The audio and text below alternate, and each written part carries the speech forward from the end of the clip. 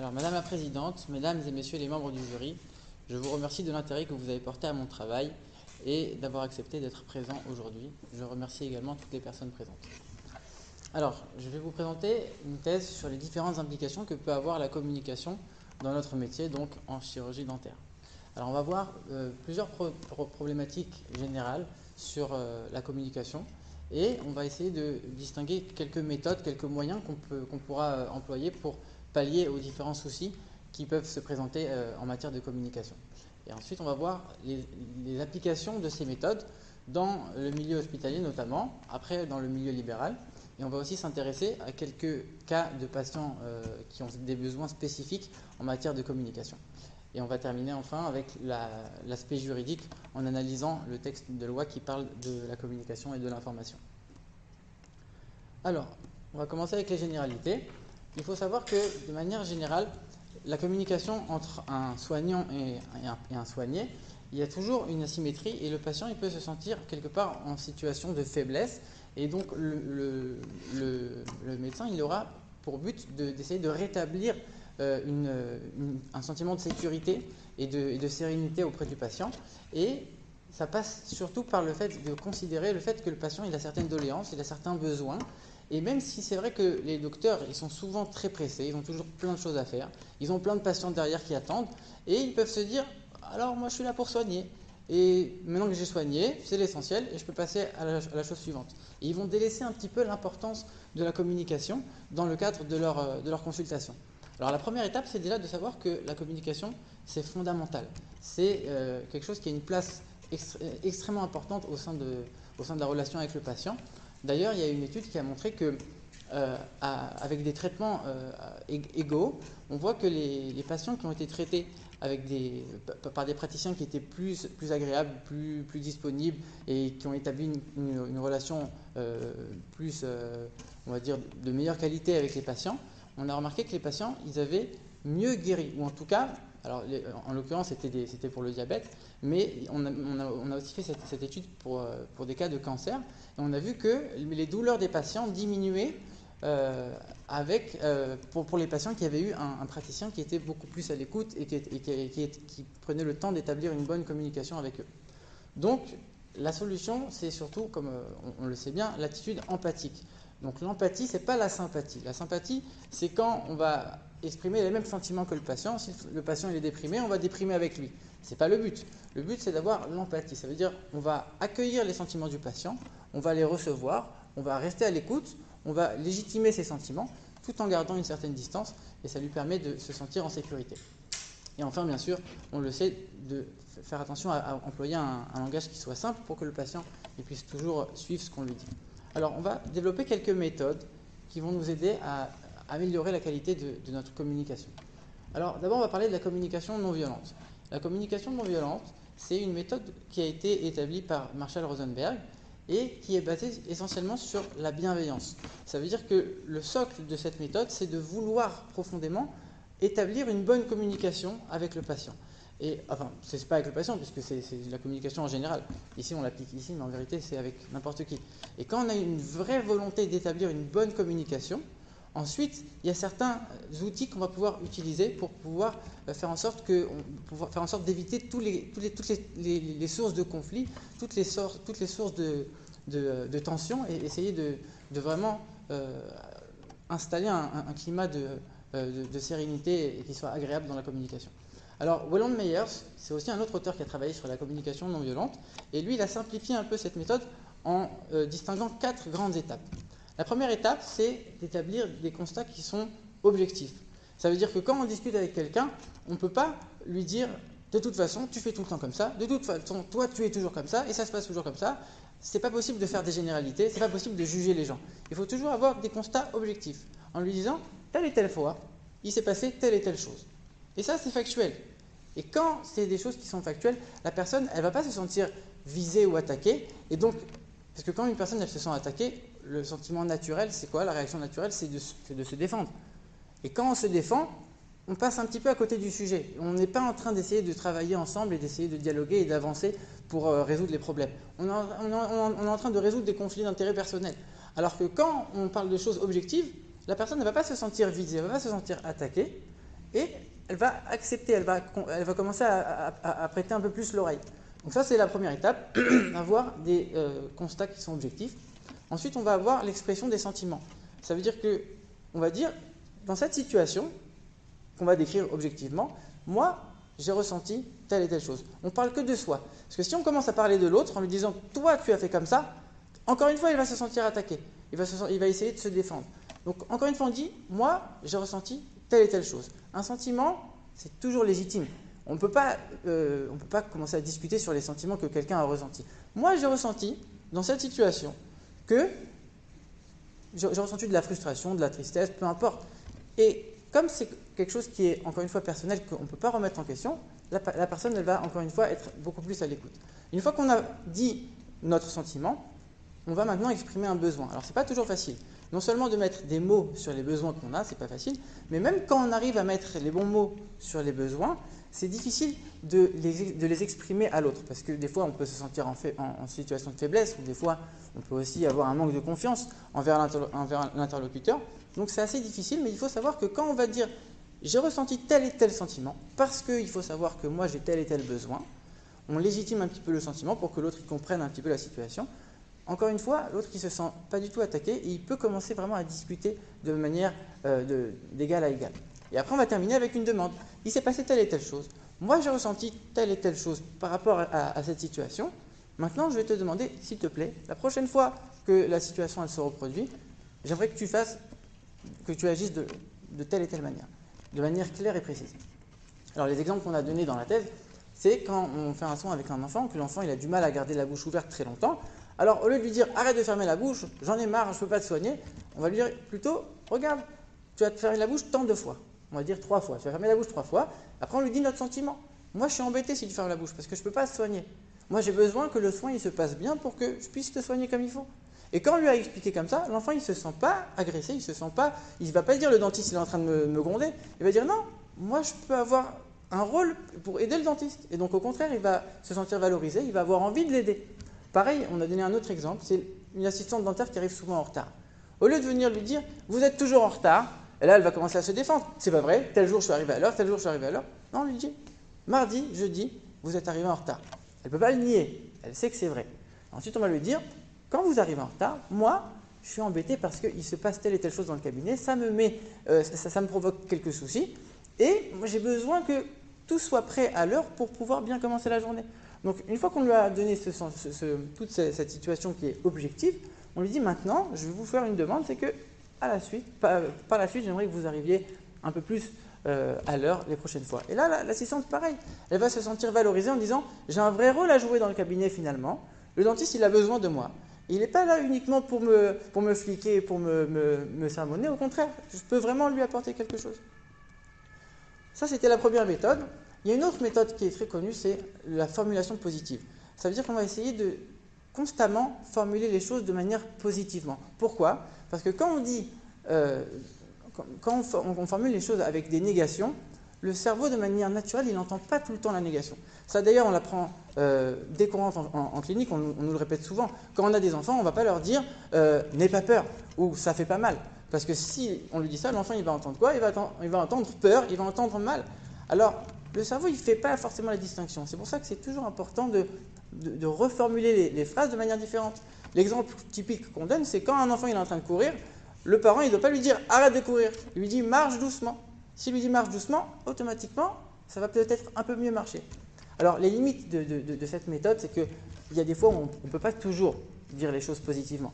Quand il y a un patient qui nous dit « je me brosse les dents qu'une fois par semaine », alors on ne peut pas lui dire « oui, mais et commencer à mettre des gants ». On lui dit « non, ça, c'est pas bien ». Encore une fois, donc il faut savoir, il y a certains cas, certaines limites où il faut employer des formulations négatives. Donc, ce n'est pas tout le temps, mais c'est vrai que c'est important de la mettre en valeur. Ensuite, on a la communication non verbale. La communication non verbale, c'est tout ce qui va accompagner la verbalisation. Quand on parle, il y a énormément de choses qui accompagnent notre parole. Il y a les gestes, il y a les mimiques, il y a les sourires. On nous a souvent répété que pendant le Covid, avec le masque, on peut sourire aussi avec les yeux. Ça veut dire que finalement, avec le visage, il y a énormément de choses qui se transmettent, plus que ce qu'on va dire avec la bouche. Donc, l'exemple, encore une fois, l'exemple typique, C'est quand on va vouloir, quand quelqu'un nous demande le chemin, on va lui dire c'est par là-bas. Et en même temps qu'on est en train de lui dire c'est où, on le montre aussi avec le doigt. Donc ça englobe tous les paramètres qui vont accompagner la verbalisation. Et finalement, c'est autant de paramètres qui sont très importants pour créer encore une fois une ambiance, créer un climat de sérénité, de sécurité auprès du patient pour que les soins par la suite ils se passent bien et qu'ils se sentent en sécurité, confortables et qu'ils reçoivent les soins de la meilleure manière possible. Alors encore une fois, les limites de cette méthode, c'est qu'on ne peut pas juste se baser sur nos beaux sourires et en disant « moi je suis très gentil, je suis très souriant avec le patient », si derrière la verbalisation elle n'est pas claire. Il faut employer des termes qui sont précis, savoir bien s'exprimer, savoir dire clairement les choses au patient. Ce n'est pas suffisant d'avoir la bonne gestuelle et les bons sourires, même si c'est très important. Ensuite, on a la méthode SMART. La méthode SMART, c'est une méthode de management qui a été établie surtout pour les chefs d'entreprise. Et finalement, le dentiste, même si c'est pas forcément, on ne parle pas forcément de quelqu'un qui a son propre cabinet, mais le dentiste il va être amené très souvent à demander des choses, que ce soit à l'assistante, que ce soit au prothésiste, ou même que ce soit au patient, il va demander des choses. Et quand on a envie que la demande elle soit bien reçue et qu'elle soit bien appliquée, alors il faut respecter certaines règles. Et il y a un acronyme qui a été formé avec certains objectifs à respecter pour que la demande elle puisse être mieux appliquée. Le premier, c'est le S, spécifique. Ça veut dire qu'il faut demander des choses claires. Quand on est en train de dire à une assistante, il faut me désinfecter tout ce qui est contaminé. L'assistante, elle est perdue, elle ne sait pas exactement de quoi on parle. Si on lui dit, après chaque soin, c'est le fauteuil et l'unique à désinfecter. Là, c'est clair dans sa tête. Elle sait, l'information, elle est claire, c'est précis. Donc ça, c'est spécifique. Ensuite, on a mesurable. Il faut donner des quantités mesurables. Quand on dit au patient, il faut passer les brossettes, une fois c'est bien, 2 fois si tu as le temps, et 3 fois c'est encore mieux, le patient, il ne s'y retrouve plus. Vous passez les brossettes une fois par jour, point. Il faut que ce soit précis, c'est mesurable, et ça va rassurer le patient, il va peut-être mieux appliquer cette demande. Ensuite, on a le A. Le A, c'est ambitieux. Quand on demande quelque chose à quelqu'un, il faut que ça le motive. Il faut essayer de le stimuler pour qu'il puisse mieux accomplir les choses par la suite. Donc quand on lui dit maintenant, on va établir tel et tel traitement, le patient il doit sentir que maintenant il prend sa santé en main et il va avoir envie de faire les choses. Mais là, on arrive sur le R. Le R, c'est réaliste. Il faut lui demander des choses assez motivantes pour qu'il puisse les faire, mais pas trop pour qu'il puisse aussi garder le cap. Parce que si on lui demande trop de choses et que ça devient trop difficile, à ce moment-là, c'est sûr que le patient il va lâcher. Et enfin, temporellement défini, il faut fixer une limite dans le temps. Parce que si on demande à quelqu'un de faire un effort de manière illimitée, ça devient très difficile pour lui. Pour l'exemple de l'enfant, si on dit à l'enfant « tu ouvres la bouche jusqu'à ce que j'ai fini », l'enfant il ne sait pas très bien et il va se sentir un peu perdu. Si on lui dit « tu ouvres pendant 60 secondes et je vais compter avec toi », alors là c'est beaucoup plus rassurant pour l'enfant et il va pouvoir faire plus d'efforts pour réussir à garder la bouche ouverte. Alors maintenant on va voir les applications de toutes ces méthodes dans plusieurs configurations. On a d'abord sélectionné le milieu hospitalier, après le milieu libéral, et après on va voir les cas des patients particuliers. Alors, en milieu hospitalier, il y a énormément d'acteurs qui travaillent à l'hôpital. Il y a les enseignants, avec chaque professeur avec son grade différent et sa fonction différente. Il y a les cadres de santé, il y a les infirmières, il y a les aides-soignants, les étudiants. Il y a énormément de monde, mais nous, on va se concentrer essentiellement sur la relation entre l'étudiant et son patient, et l'étudiant et son enseignant. Alors, l'étudiant et son patient, donc on va reprendre beaucoup de choses qu'on a vues tout à l'heure. Il y a l'empathie, ça c'est quelque chose qui est fondamental. Après, on a avoir une attitude et un langage positif. Ça veut dire qu'on va éviter de dire au patient des choses désobligeantes. On va essayer de lui dire des choses qui vont être toujours encourageantes, au contraire. Ne pas juger le patient. Quand on a envie de faire un reproche à un patient, par exemple sur son hygiène bucco-dentaire, il faut lui faire un reproche sur les actions. On n'est pas en train de juger la personne, on juge les actions. Ce n'est pas vous qui n'êtes pas bien, c'est votre brossage qui n'est pas bien. C'est très différent. Comme ça, le patient il va se désidentifier de ses actions, il va dire « moi je peux changer mes actions, ce n'est pas moi qui est mauvais, c'est mes actions et je vais essayer de les améliorer ». Après, on a donc une attitude accueillante, comme on a vu tout à l'heure avec la communication non verbale, toute une ambiance qui va essayer de rendre le climat accueillant. Et si jamais on a une tension avec un patient, il ne faut pas s'impressionner, il faut suivre les étapes de la communication non violente qu'on a vues juste avant. Alors, la relation entre les étudiants et les enseignants. Alors je m'arrête tout de suite ici. Le but, c'est pas du tout de faire la morale aux enseignants, et le but, c'est pas du tout de venir se plaindre en disant les pauvres étudiants et de venir pleurer. Le but, c'est uniquement de donner des petits conseils, des petites astuces pour faire en sorte que la relation se passe mieux. Parce qu'on sait très bien que quand la relation de confiance entre l'enseignant et l'étudiant, elle est plus solide, l'étudiant, il va avoir plus tendance à mieux se confier à l'enseignant, il va lui demander de lui montrer plus de choses, il va apprendre d'une manière qui va être beaucoup plus enrichissante pour lui, et finalement les soins et la qualité des soins et la prise en charge des patients sera beaucoup mieux. Donc c'est sûr que c'est quelque chose qui est fondamental. Alors les petits conseils qu'on peut donner, c'est à peu près les mêmes conseils qu'on vient de voir entre l'étudiant et son patient. Avoir une attitude empathique. On sait très bien que l'étudiant qui rentre en 4e année, il a énormément de changements dans son cursus, il a des patients à gérer, il a à côté aussi ses examens, il a ses cours, il a un carnet de stage à rendre, il doit montrer qu'il est sérieux, qu'il est assidu, il doit montrer qu'il fait des progrès. Donc c'est sûr que ce n'est pas toujours facile et il faut que l'enseignant il prenne ça en question. Alors bien sûr, avant de commencer à donner tous ces conseils, le socle, c'est ce qui est évident, la base, je ne le dis même pas. Il faut que l'étudiant il soit motivé, il faut qu'il soit sérieux. Parce qu'on ne peut pas commencer à venir dire aux enseignants de faire des efforts si les étudiants ils y mettent pas un peu du leur. Ensuite, avoir un langage positif, bien sûr. Faire attention aux formulations qui ne vont pas stigmatiser ou juger les étudiants comme on l'a vu. Donc, encore une fois, ne pas juger les étudiants, mais juger leurs actes. Ce n'est pas toi qui es mauvais en prothèse, c'est ta préparation de ce cas-là qui n'était pas bonne. Et donc dans ce cas-là, c'est beaucoup plus encourageant pour les étudiants. Attitude encourageante et d'accompagnement, encore une fois. Et si jamais il y a des choses à reprocher aux étudiants, parce que c'est le cas, si jamais il y a des tensions, encore une fois, savoir le faire de manière correcte pour que ça se passe bien avec les étapes de la CNV. Maintenant, on passe au milieu libéral. Alors, encore une fois, il y a plein d'acteurs avec lesquels on va rentrer en contact quand on travaille en milieu libéral, mais ici, on s'est concentré surtout sur la relation avec l'assistante et la relation avec le prothésiste. Alors, l'assistante, elle est indispensable dans le cadre de soins en cabinet.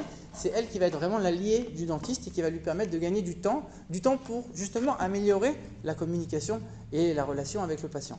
Mais l'assistante, elle peut très vite se sentir perdue. C'est pour ça que c'est important pour éviter les malentendus, éviter les tensions. C'est important de bien établir avant qu'est-ce qu'elle doit faire. Exactement, c'est quoi le projet, pourquoi je l'ai embauchée, qu'est-ce qu'elle doit faire au sein du cabinet. Et elle doit être dans un environnement de sécurité. Elle doit connaître très bien le cabinet et savoir bien gérer chaque chose pour être aussi, pour exercer son rôle et être la plus efficace possible. Pareil, on doit lui donner une hiérarchie, des priorités. Si on lui dit ton rôle c'est de prendre les rendez-vous et d'amener le matériel, s'il y a les deux choses qui se présentent en même temps, elle doit savoir quoi choisir. Qu'est-ce que le dentiste m'a demandé de prioriser? Et à ce moment-là, ça tourne de manière beaucoup plus fluide et de manière beaucoup plus efficace.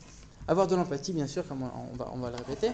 Et bien sûr, s'auto-évaluer, ça veut dire que le dentiste, il n'est pas parfait. Lui aussi, il doit se dire qu'est-ce que je peux faire pour améliorer la relation avec l'assistante? Qu'est-ce que je lui ai dit qui n'était peut-être pas correct, etc. Et essayer de se remettre en question pour améliorer les choses. Avec le prothésiste, on le délaisse souvent, cette relation avec le prothésiste, mais c'est important de le mettre en valeur parce qu'il y a plein d'études qui montrent que les prothésistes ne se sentent pas assez valorisés par les chirurgiens dentistes. Donc c'est important pour éviter les surprises quand on va ouvrir la boîte de prothèses. C'est très important d'établir déjà avant avec le prothésiste qu'est-ce que nous on attend de lui. Et lui aussi va nous dire qu'est-ce qu'il attend de nous, qu'est-ce qu'il attend des empreintes. Comme ça, si chacun sait quelles sont les attentes de l'autre, il y aura beaucoup moins de surprises, beaucoup moins de quiproquos. Et encore une fois, on va faire en sorte d'améliorer l'efficacité du travail.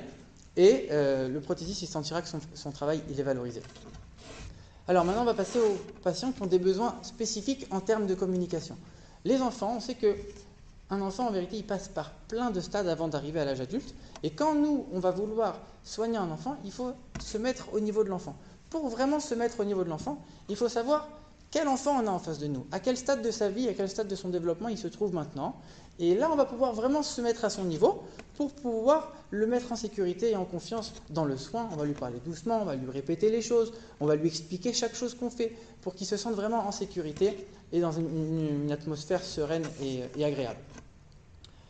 Et si jamais un enfant il refuse les soins ou il résiste, il ne faut pas s'impressionner, il faut essayer de comprendre les choses et d'amener les choses petit à petit en disant « Ok, c'est à cause de ça, on va essayer de changer, de faire peut-être différemment, et peut-être que ça se passera mieux. Les patients en situation de handicap, alors il y a énormément de types de handicap, et il y a même certains patients qui en ont plusieurs, donc on ne va pas rentrer ici dans les détails, mais les règles globales, c'est à peu près les mêmes. Ça veut dire de toujours parler doucement, toujours expliquer ce qu'on fait, ne pas infantiliser les patients, parce que c'est souvent des adultes, essayer de ne pas les infantiliser, de leur expliquer tout ce qu'on fait, de garder un contact en leur parlant, en discutant, en essayant de garder toujours cette attitude qui va instituer ce climat de confiance et ce climat de sérénité. Il faut reformuler, essayer de voir s'il a bien compris, s'il suit bien, qu'il participe, qu'il soit motivé pour le soin, etc. Ensuite, on a les patients malentendants.